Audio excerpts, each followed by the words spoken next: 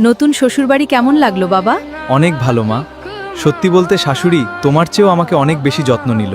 তুমি তো মুরগি রাঁধলে 2 টুকরোর বেশি দিতে চাও না, আর শাশুড়ি দেয় আস্ত মুরগি, খেতে বসলে পাশে বসে বাতাস করেন।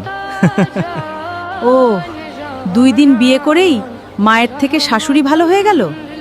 ঠিক আছে, তাহলে এক কাজ কর বাবা, তুই আজ আবার শ্বশুরবাড়ি চলে যা। ঠিক 1 মাস পর পর বাড়ি ফিরবি, এর একদিন আগেও না।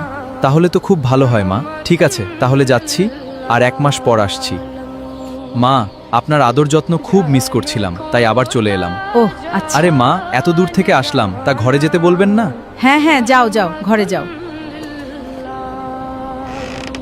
3 দিন ধরে কলিজা ভরে খাওয়ালাম, আবার চলে আসলো। কেমন বেয়াক্কেল জামাই, সকালে গেল বিকেলেই আবার হাজির। এত খরচ আর করতে পারবো না। চুপ করো, 2-4 দিন যাক, এমনিতেই পালাবে।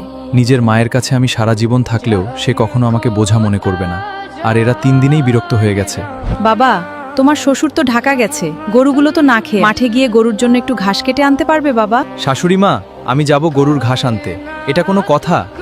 7 দিন ধরে তো এসে বসেই আছো, একটু ঘাস কেটে আনলে তোমার সাথে গরুগুলোও তো একটু খেতে পারবে।